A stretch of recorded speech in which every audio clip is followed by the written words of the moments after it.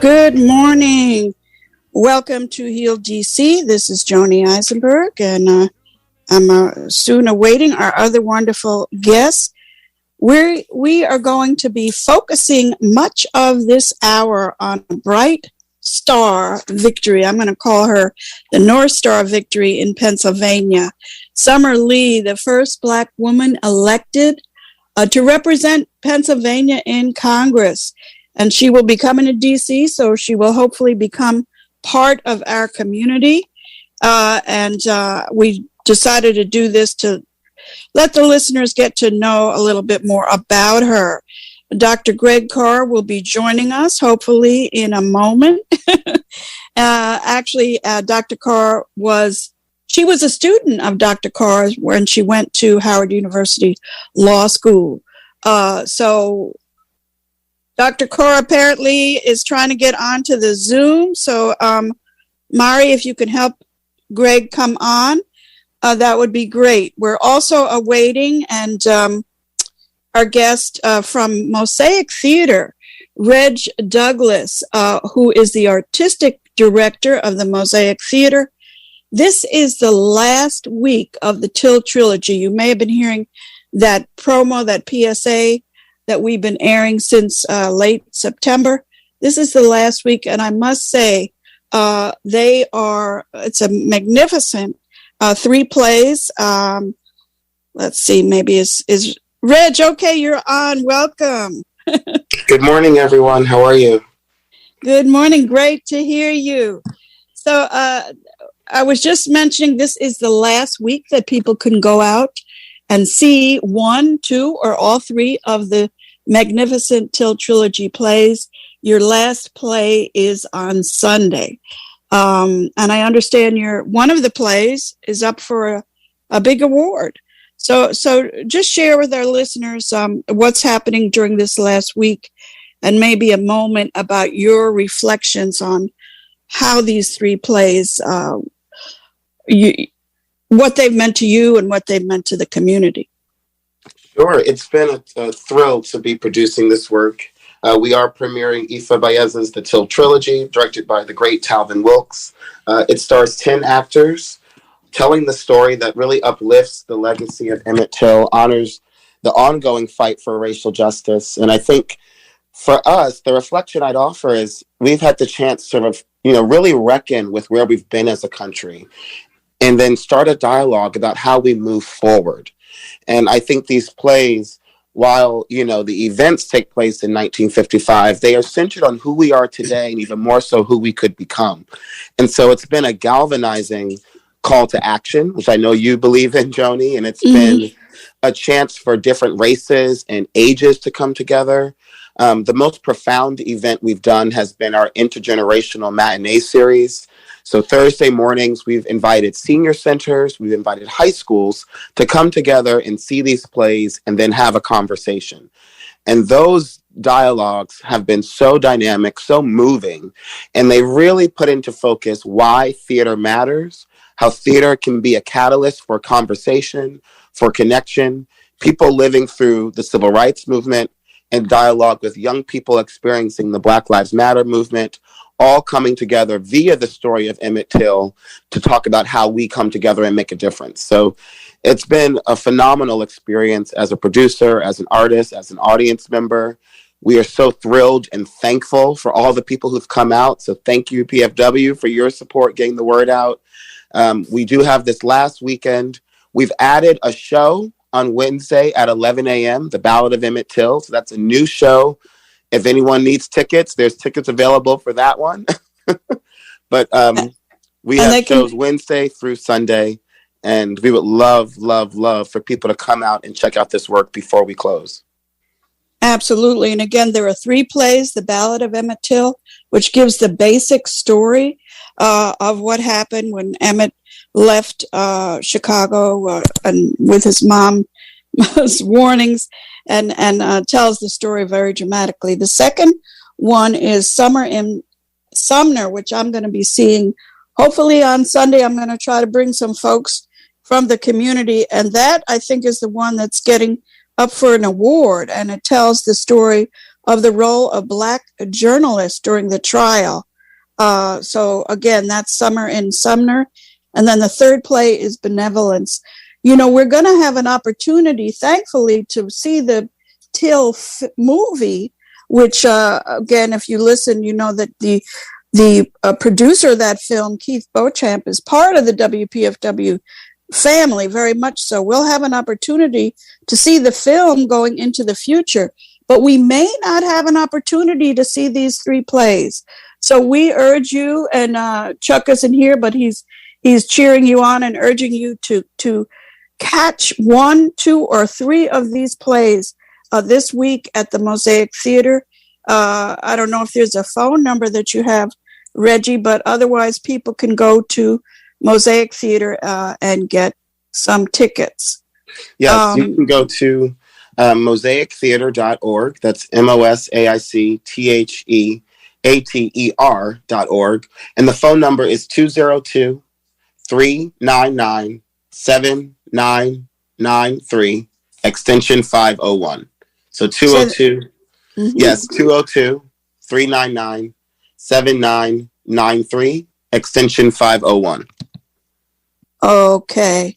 And we're going to encourage you listeners to try to check out one of those plays. Before we say a goodbye to Reg for today, I'm going to introduce Greg Carr in a moment, but I can't help but ask Greg if he had a comment about these plays and encouraging people to come. Everybody's got to come. In fact, and thank you, first of all, for putting this work together.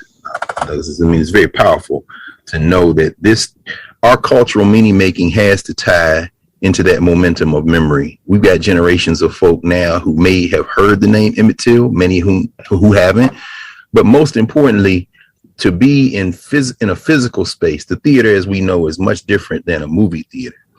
You feel, and of course, as an old actor myself, from that's right. So that energy shifts from moment to moment, show to show, the pacing, the rhythm, and in fact, what emerges is really a shared moment in time and space that can literally transform lives. So, I mean, yeah, we owe it to ourselves to fill that theater. And I'm glad this final show has been added, because I got to go to Philadelphia for a Black Male Educators Conference, but I'm going to be busting my tail to get back here by Sunday. So, oh, very good, Greg. Well, Joni? Yes, Chuck, there you are. Yeah, Let me just add that I encourage everybody to see this, and for people who say, I don't want to see it, I lived it before. It's different pieces that you will learn from this. I certainly very aware of it. But I think one of the things about the trilogy for some of us is that we know it. We grew up, we lived it, all of that. For those who went from the civil rights movement into Mississippi and Louisiana and those situations, they experienced what we had grown up with. And what the people who never done either of those, and they come to the theater, then they learn something. So I think it's 3 segments there for all of us, for different people. But they learn something. All of us learn something because it's so different. I had no good comprehension of what it was like for the Black press to try to cover that. Yes. Yeah. So it's a remarkable piece. Yeah, the 3 plays. And again, I'm going to be going Sunday, hopefully at 3 p.m. to see the Summer in Sumner about the Black press. And I hope to be bringing the family members, or I will be inviting the family members of Kevin Sherd, who was killed by the police in July. And his dad has been part of this show, James Sherd. And we hope to bring those family members are very eager to come see this play. So it has meaning for many people. And again, Reg Douglas, Artistic Director of Mosaic Theater, we thank you so much. And again, the phone number is 202-399-7993, extension 501, or you can go online. And thank you, Reg, and Mosaic Theater for all your support. Thanks, Serge. And Serge, and thank you, Chuck, for doing what you do to promote the play. Yes, thank you so much. Well, we, I have a commitment just to making sure whenever Mosaic does anything in other places that we bring out our seniors and we try to make an arrangement for people who wouldn't necessarily come, that we can find a way to make them come. So I'm very happy with this project. Yes, it's wonderful. We hate to say goodbye to the Till trilogy, but we encourage There's folks. a good one coming up too. Yeah, and we'll get to that, but we need to move on now. Thank you all. Thank you, Reg. We're moving on now to the rest of the hour. We're going to be discussing a couple of highlights about the election, but most of all, focusing on this young sister, this young woman, Summer Lee from Pittsburgh, Pennsylvania, the first Black woman to be elected to represent Pennsylvania in Congress. But and we'll be hearing from someone from Pittsburgh, at least one person a little later. But of course, I wanted to introduce, although he needs no introduction, the great, amazing Greg Carr, who is not only is a professor at Howard University, Africana Studies and Law School, but he's very much can be heard on many social media platforms. And one of the easiest ones is he does a show that's about 2.5 hours every Saturday, but you can listen to it on YouTube. Just go to YouTube in class with Carr and put in the date. He's now up to finished 140 sessions. So it's very riveting. And actually, it's something that cheers me up quite a bit when I listen to it. But with that said, we give a big drum roll for Greg Carr. Welcome, Greg. Hey, what's going on? How's it going? How you doing? This is wonderful. And Greg, before we jump into Summer Lee, I want to ask you to talk about, of course, I know you could talk about many highlights from last week, but from the elections, but I want to specifically ask you about Wes Moore. Yes. That's something to celebrate. And also I'm going to ask you too about Warnock. What would you recommend be our marching orders moving forward about Warnock? But first, share with the listeners who may not know how exciting it is that we have this new governor in Maryland. Absolutely. Well, Joni, and let me say first to you and Chuck and to the whole WPFW listening nation and family that the Pacifica Network and led by WPFW's coverage on the election last week was nothing short of superb. And you gave us our marching orders last week. And really, Chuck, you and Joni and Frank Smith and Clarence Luzane, I'm sitting here looking at the book. I got it since last week, $20 and change. But, that really framed in terms of my mentality, what we were doing going in. And so when I went, I'm from the South, so we vote on the day, as they call a lot of us. Early voting is very important, but we also vote on the day. So when I walked over to vote for Wes Moore, it was really a powerful moment for me, because remember Wes Moore's latest book, where I talked about Saturday, 5 days, with this sister Erica Green, about being in Baltimore at Freddie Gray's funeral. And he talked growing up in Baltimore, growing up in your backyard, Joni, in New York. Mm-hmm. That's right. Children of immigrants. And I think that brother, and also the lieutenant governor, who is also a non-white sister who was in the Pennsylvania legislature, they're gonna lead a transformative movement. They're one of the state houses that changed hands on Tuesday. So we saw Massachusetts bring in change. We saw Michigan bring in the same governor, but restore some order up there. And I think finally Wes Moore is going to represent an opening of our public dollars and resources to the types of things that we need. And, whether it be healthcare, whether it be renewed commitment to education, all those things are coming down the pike. And I think in terms of finally what we can say in terms of everything that happened on Tuesday, people are focusing on Congress, and that's very important. But at the state level, we saw, whether it be the legalization of cannabis in Maryland, but also Missouri. Interesting. Whether it be protection of a woman's right to choose in Vermont, in California, in Michigan. There were 2 attempts to enshrine anti-abortion language in the constitutions of Kentucky and Montana. Voters voted against it. It's very important for us to understand that they tried to pass stricter voter ID in Arizona. The voters rejected it.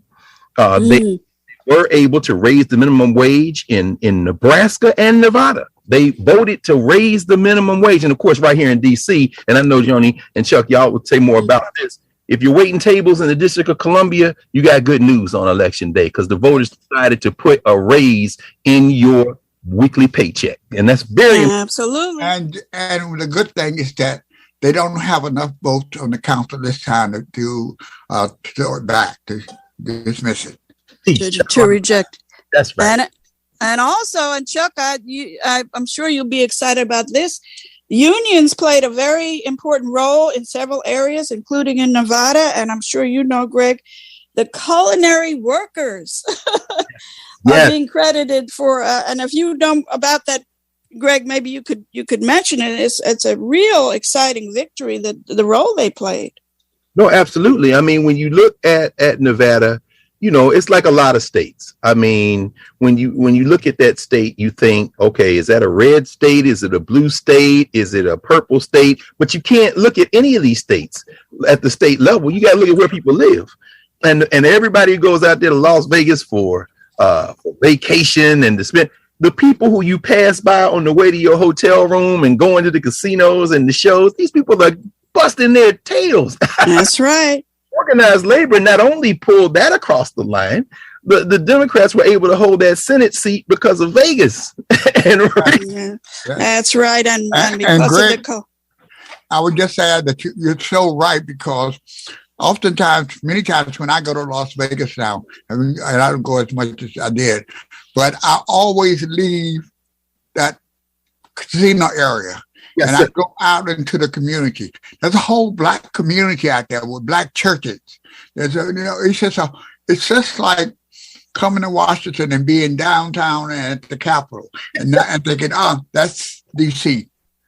And Las Vegas is totally different once you get outside. And you're right; those workers work for peanuts, many of them. You should mention. If they didn't come out, they didn't drop out the sky. Those Black people in Nevada, one of the reasons you had to go out to Vegas because your kin out there, all them Louisiana and Mississippi. Yes, right. That's where they migrated to after the Civil War. That's right. Yes.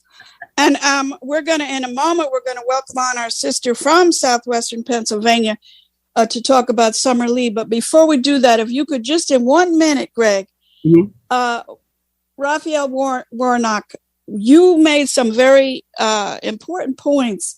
What should we do now between now and December 6th? Or maybe what should the Democratic Party be doing between now and December 6th as to make sure that he wins that seat? I'll keep this very brief. Thanks to the workers, thanks to organized labor and everybody else in Nevada that made sure that Cortez Masto kept that Senate seat.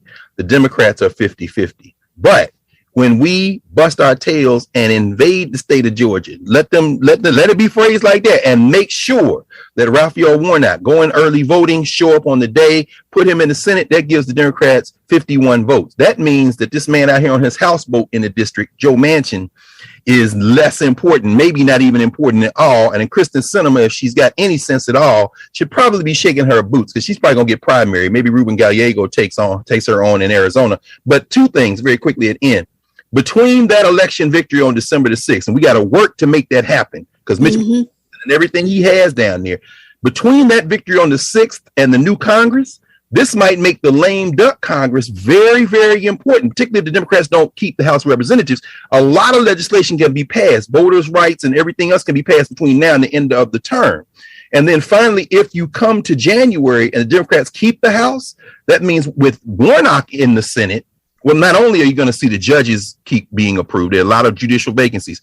There's the possibility now, let's bring up George Floyd Act again. Let's bring up the For the People Act again. Let's do this. But in order for any of that to be possible, we got to pull Warnock out of the fire. Because if you get that rubber stamp down there who used to run up and down the fields in Athens for the University of Georgia, we got some problems. So yeah, that's right. And Greg, you made a wonderful point in one of your discussions that people really need to be getting to know the real Raphael Warnock. And you mentioned that he spoke very passionately at Calvin Butt's homegoing service. And of course, Calvin Butts went to my high school, so I'm always happy to hear that he's being honored. But that kind of a suggestion that you made, Greg, was very, very important. Raphael Warnock, and those that on YouTube, as Joni and I did, and look at Raphael Warnock's eulogy for Calvin Butts, his Morehouse brother. And I say, man, if Butts talked like that on the campaign trail, this wouldn't even be close. And maybe to Mandela Barnes in Wisconsin, and certainly to Judge Beasley in North Carolina, next time around, pay a whole lot more attention to the folk and a lot less attention to these Democratic consultants. You speak, Summer Lee is showing us how to win. You speak to the people will speak to you in the ballot box. Yes. Absolutely. And now we're going to, speaking to the people, we're going to move into our discussion about Summer Lee. And Greg, of course, will have a chance to speak, but I wanted to welcome our guest from Southwestern Pennsylvania. Thanks to Elise Bryant. Elise, a member of our WPFW family, the national president of the Coalition of Labor Union Women, recommended Beth Mikas, who is the president of the Coalition of Labor Union Women for Southwestern Pennsylvania, and knows Summer Lee very well, and worked her butt off, I'll say, to make sure she get elected. So, Beth, welcome.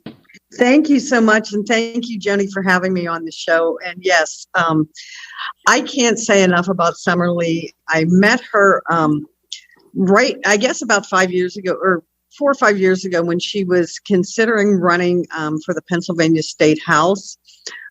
We talked about, a little bit about labor and about labor women, and how we could get, the labor movement was going to help her. And I do come from a very progressive union, and, I explained that CLU doesn't endorse, but we could let her come and talk to our organization about how, what we could do to introduce her to labor. And I know from my first meeting, I was just in awe of her presence. And I knew that not only was she going to, win her state house seat, that this wasn't her first step. And she hit the ground running. And from that point on, it just took off from there.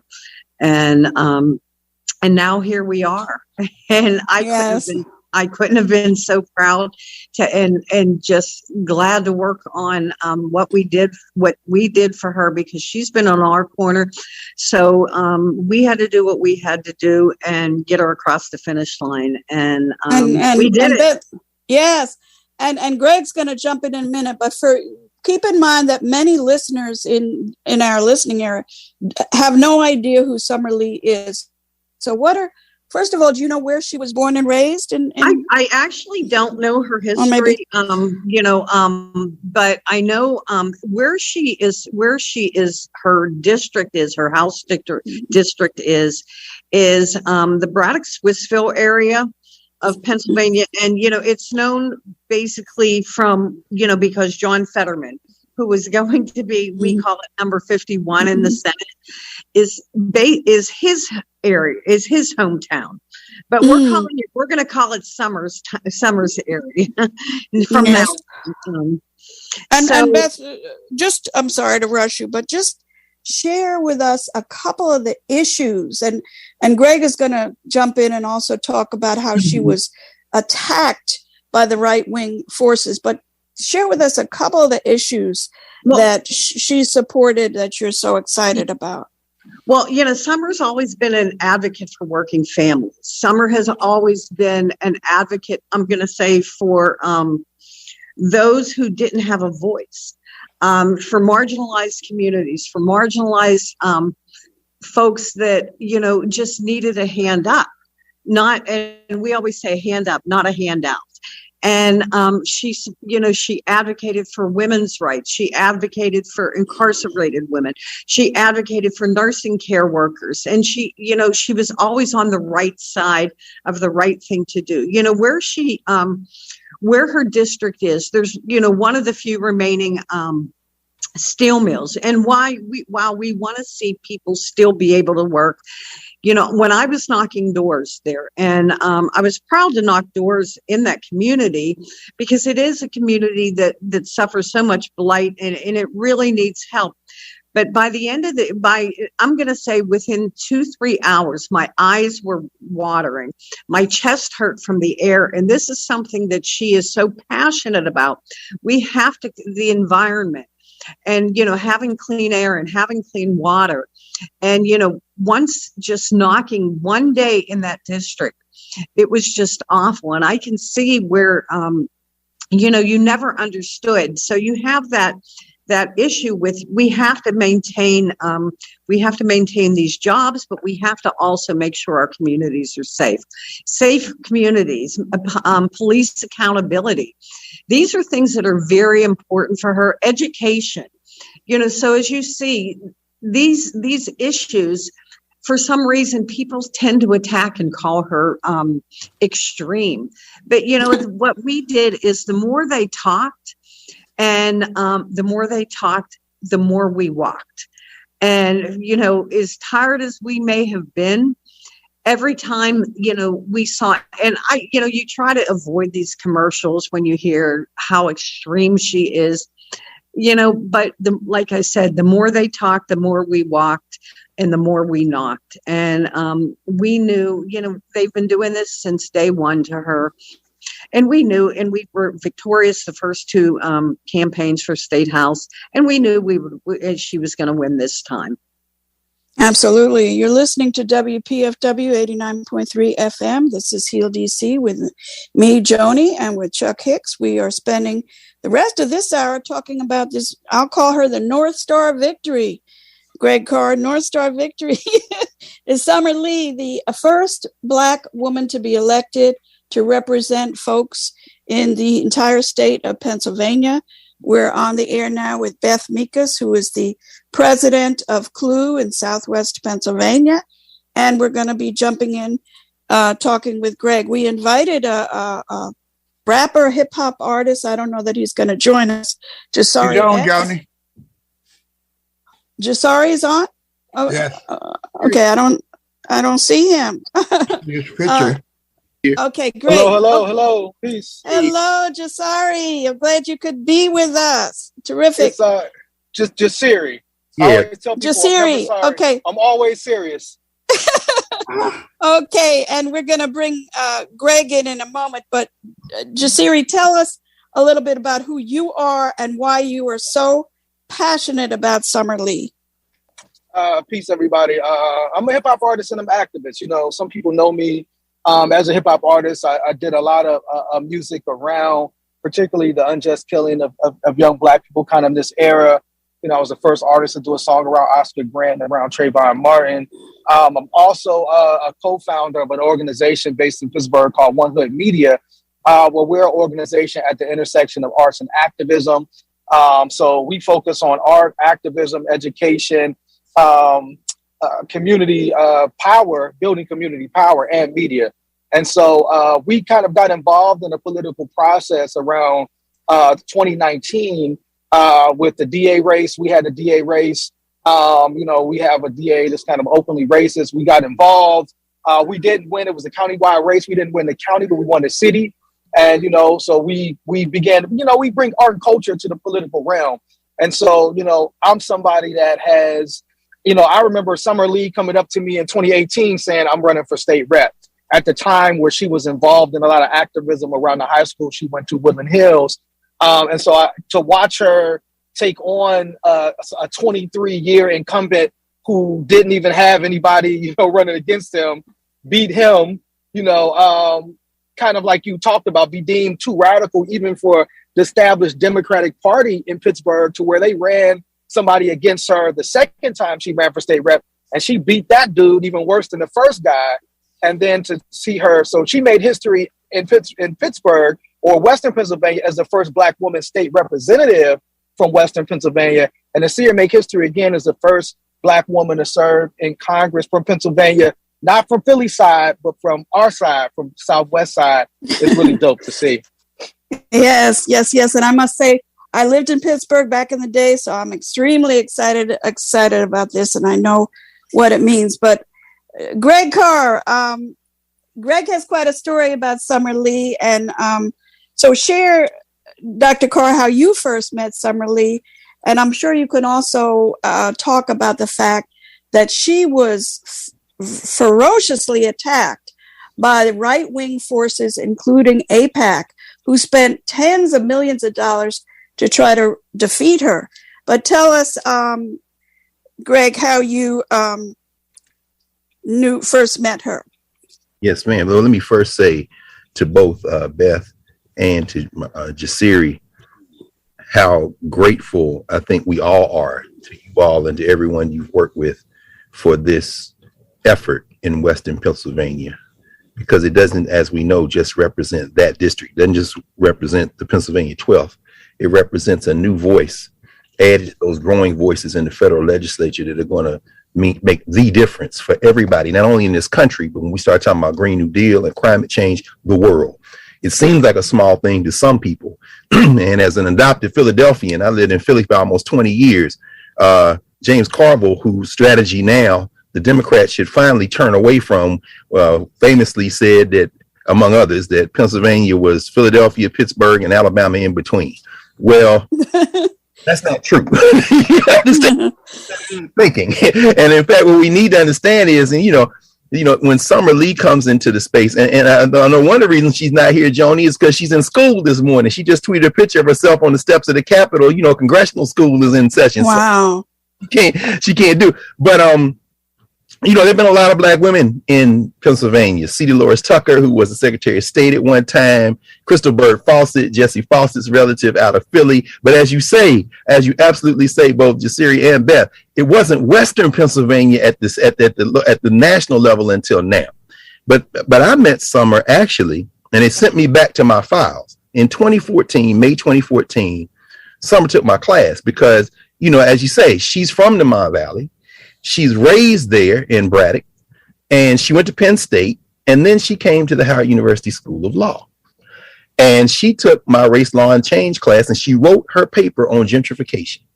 And in that paper, she talked about growing up in that community. And Beth, as you were talking, she described that line for line, this booming steel town and all these jobs, in fact, turned into a ghost town. She said, that's not the Braddock I grew up in. And she said, but then in 2005, this mayor showed up. And of course, a Black woman is the mayor now, one of the people who endorsed her. But in 2005, she said this mayor named John Fetterman showed up. And I watched him pour his resources into the community, but also watched him torn between how do I lift the community at the same time that I avoid gentrification, because I also want to attract new money into the community. And so Summer has been fighting to be the voice, one of the voices of the people, not only of Braddock and Western Pennsylvania, but one of the voices for people who are being dispossessed all over this country.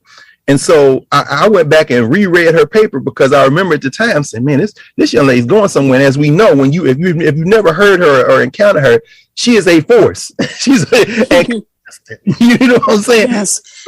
So I mean, I've known Summer Lee now a long time, and like any proud teacher, to see that. And by the way, she's very strong on public education as well. This is what a strong public school education produces. You have the skills to do this deep intellectual work and the commitment to translate it into policy making.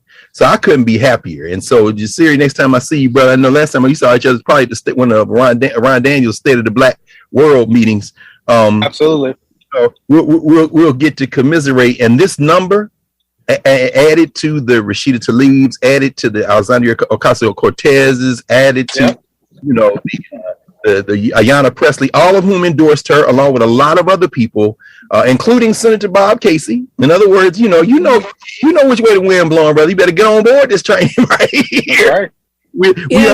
We understand that this is just Summer represents this new generation, and that number's getting bigger, not smaller. Absolutely. And we look forward, Greg, to really welcoming Summer into our community, into our DC. But I want to ask Beth and Jasiri to talk a little bit. Well, first I'm going to ask Jasiri, why was she attacked? Why was she such a threat to right-wing organizations such as AIPAC and many more? They spent tens of millions of dollars to try to defeat her. But she stood her ground and she won. I think I think that's a great question. I mean, because from my vantage point, I don't understand. And the thing about it is, I mean, my only thing, I don't know, maybe they thought, she wasn't going to be as strong around Israel or whatever. But when AIPAC attacked her, they never attacked her on the question around support for Israel or not. They basically tried to paint her as like not a real Democrat. She's, too progressive, too radical. She had been critical about, racism and white supremacy in the Democratic Party. And so basically, for somebody like me watching, it's like you're attacking her for like speaking the truth and speaking about our real lived experiences as Black people in Southwestern Pennsylvania and overall in America. And it was really, to me, I mean, it smelled of, of racist policies of not wanting to have a strong Black woman voice be in a position of power. And so, like you said, they spent, I think, $4 to $5 million in the primary. We were able to push Summer past the primary by 900 votes. And what was one of the amazing things that I felt happened when they attacked her again, when they decided we're going to put millions more dollar, is her primary opponent was a guy named Steve Irwin. Even he came out and said, all right, this is going too far. Stop attacking this Summer Lee, as well as 250 Jewish leaders in Western Pennsylvania signed a letter of support of Summer Lee and denouncing these AIPAC attacks. And just to highlight what Dr. Kwame, just to put it in even greater perspective, in Pittsburgh, we just had the 4-year anniversary of the Tree of Life massacre, the largest massacre of Jewish people in the history of the United States. The place where Tree of Life sits, Summer Lee won that district, and so which is Squirrel Hill, Hill, right? And so it just shows that, like, kind of like what Dr. Carr said, a new day is dawning, and these old tactics, we're going to try to divide and conquer, or we're going to try to, make someone speaking the truth look radical or look out of touch. We're rejecting that, and so it'll be interesting to see, where they spend their money at next. But it is kind of fascinating to watch, a group that says they're for racial justice in one sense, support this radical Republican candidate who, stood with January 6th and stood with the, decertification of the election of Joe Biden. And so to me, you're saying that's not radical? Like, what's more radical than running up into the Capitol and committing violence on police officers? And if you stand next to that, that just shows how white supremacy works. Like, that's not seen as radical, but speaking truth to power is. But we rejected that, and that's why Summer Lee is where she is. Absolutely. And of course, racism and white supremacy has always been used to keep people divided. And what Summer Lee is doing, she's bringing people together to fight the power, to fight the system, and to promote what's good for all the people. And Beth, I know you have to go in a moment. Anything else you'd like to share about the support Summer Lee has in the community, or why she was attacked by the right-wing people? Well, we always looked at it with Clue, is that, nobody wants to see or hear a strong woman speak. Summer has always, we've always been and idolized Summer because, and I say idolized, because Summer was never afraid to say what we were all thinking. And I think the fear that a lot of people thought, and felt when she was around, that it really made a difference. And I think with a lot of our members, it made us feel as though we needed to step up for her, because we know, and I can't wait to start working on legislation with her, because, we talk about Rashida Tlaib and and AOC and Ayanna Pressley. But, you know, Summer is going to stand out above the rest. I can't wait till DC actually hits her, or she hits DC. And it's just going to be something that just wait and see, because there's something about her that she will fight for those that can't speak for themselves. And, you know, on women's issues, we just know. On unions issues, we just know.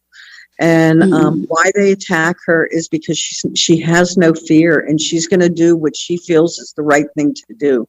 And so many people, they want to do it, but they don't.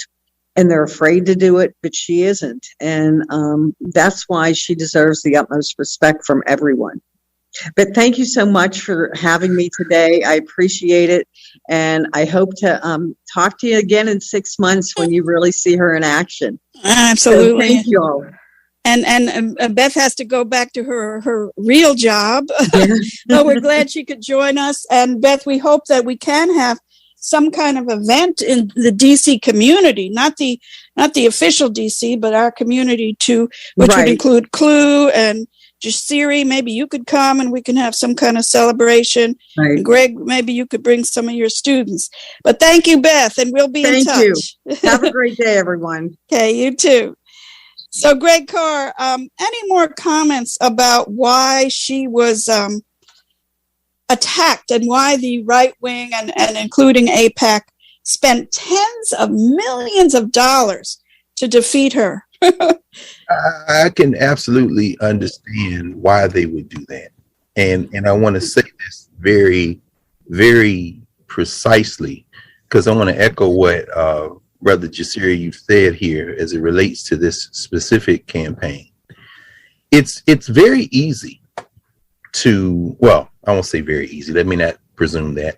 I think it's probably easier when you are a very narrow and focused issue entity to act in your interest when you have put everyone else's interest behind that single kind of focus. And so it doesn't surprise me that while Summer Lee has never, to my knowledge, and I'm sure she's never come out anti anyone. She posted something in social media some time ago, saying that, the state of Israel has a right of self-defense. So they've declared this right of self-defense, and saying that, that must be balanced with the human rights of others. That's a very kind of obvious statement, but not to an organization whose existence is really around a very narrow interpretation of what U.S. policy should be toward the state of Israel. Mm-hmm.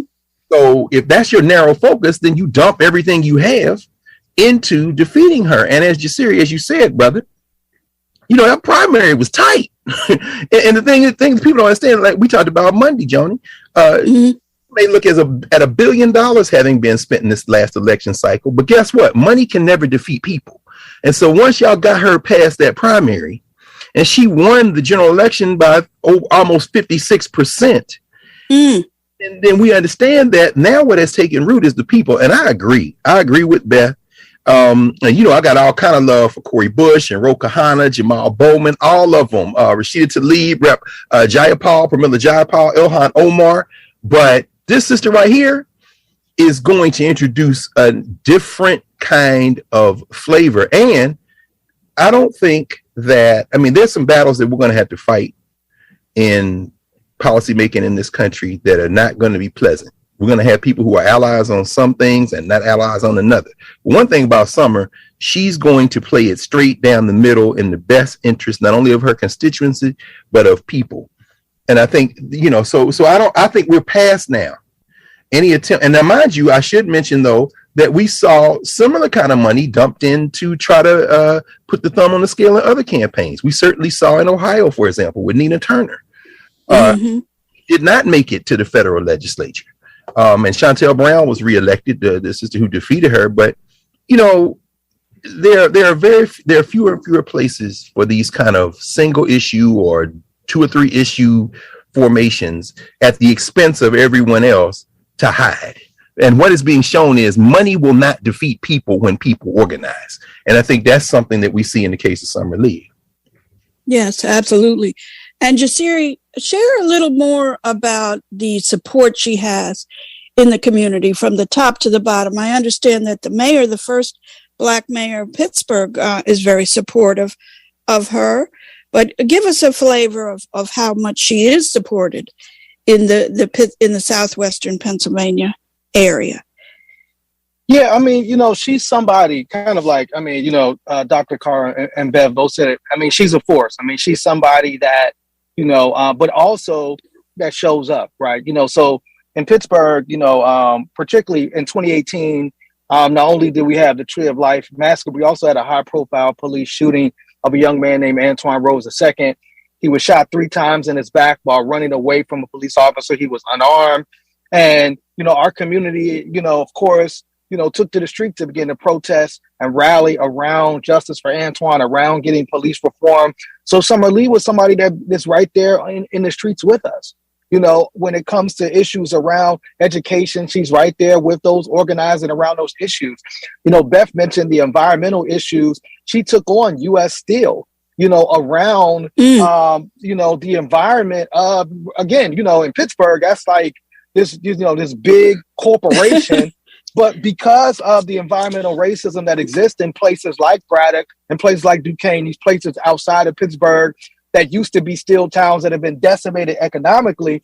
And so she's somebody that we know, like, she shows up. She's a fighter. She's a strong speaker. And anytime, we call on her or need her, she's somebody that's there. And so for us, it also, like, to me, shows about like how we also need to identify people like Summer to run in races all over the country, because, it's not like we don't look at Summer as a politician, although that's what she is.